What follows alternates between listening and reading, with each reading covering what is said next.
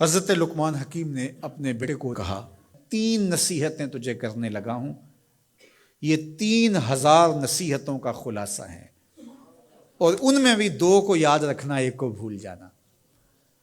تو بیٹا ہمہ تنگوش ہو گیا، تو حضرت لقمان بولے جو نیکی کی ہے اس کو بھول جانا، جو نیکی کی ہے اس کو بھول جانا، اور موت کو اور اپنے رب کو یاد رکھنا۔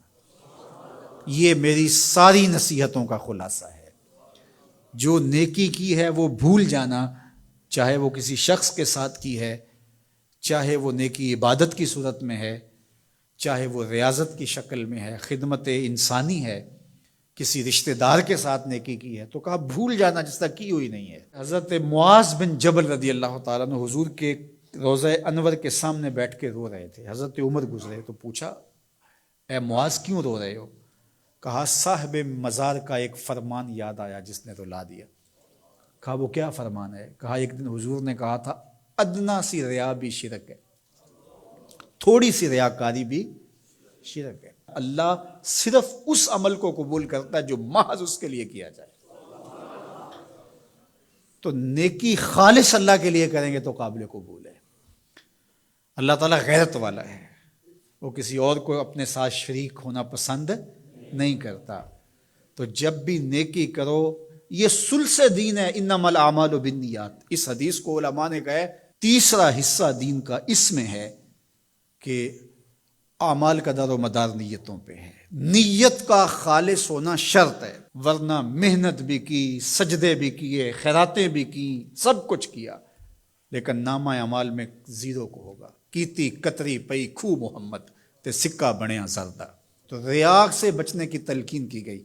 حضرت لقمان حکیم نے کہا جو نیکی کی ہے اس کو بھلا دینا، اللہ کو اور اپنی آخرت کو کبھی فراموش نہ کرنا۔ جب آخرت مستحضر رہتی ہے، ہر وقت بندہ خیال میں رہتا ہے کہ میں اللہ کے حضور پیش ہونا ہے، ایک میدان لگنا ہے، وہاں ترازو گڑے گا، اعمال تولے جائیں گے، تو خود بخود اپنا محاسبہ کرتا رہتا ہے۔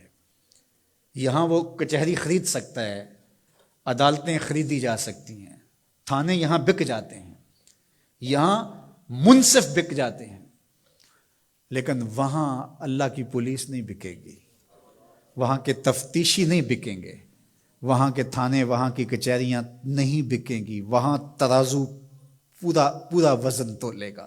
یوم تبلی السرائر فما لہ من قوت ولا ناصر۔ فرمایا جس دن راز کھول دیے جائیں گے، کوئی کسی کی مدد نہیں کر پائے گا، اور نہ کوئی طاقت سے اپنے عیب کھلنے سے روک سکے گا۔ تو جب مستحضر ہوگا کہ میں اللہ کے حضور پیش ہونا ہے، ایک کچہری لگنی ہے، ایک عدالت لگنی ہے۔ آج مکار آدمی، جھوٹا آدمی، خائن آدمی، بد کردار آدمی بچ کے نکل جاتا ہے، عدالتوں کو چکمے دے جاتے ہیں، لوگ عدالتیں خرید لیتے ہیں، دھمکا لیتے ہیں، سب کچھ ہو جاتا ہے اس دنیا میں۔ طاقتور کی کوئی بات نہیں کرتا، کمزور پھٹے چڑھا دیے جاتے ہیں، لیکن ایک عدالت ایسی لگنے والی ہے جہاں انصاف ہوگا، جہاں عدل ہوگا۔ تو اس لیے کہا کبھی اس کو فراموش نہیں کرنا، اور دوسرا اپنے رب سے کبھی بھی غافل نہیں ہونا۔ اپنے رب سے جو غافل ہو جاتا ہے وہ زندگی کے مقصد کو کھو بیٹھتا ہے۔ اور اسی کو رومی کہتے ہیں دنیا ہے یہ چیز، دنیا از خدا غافل بدن۔ دنیا کیا ہے؟ کہا سونے چاندی ہیرے جواہرات کا نام دنیا نہیں ہے، خدا سے غافل ہو جانے کا نام دنیا ہے۔ تو اس لیے اللہ کے ذکر سے، اس کی یاد سے، اس سے کبھی بھی غافل نہیں ہونا چاہیے۔ اور اگر کوئی اس سے غافل ہو گیا تو سن لو وَلَا تَكُونُوا كَالَّذِينَ نَسُوا اللَّهَ فَأَنسَاهُمْ أَنفُسَهُمْ اولئک هم الفاسقون۔ کہا ان لوگوں کی طرح نہ ہو جانا جو خدا سے غافل ہو گئے۔ تو جب وہ خدا سے غافل ہو گئے، اللہ نے انہیں ان کی ذاتوں سے بے خبر کر دیا۔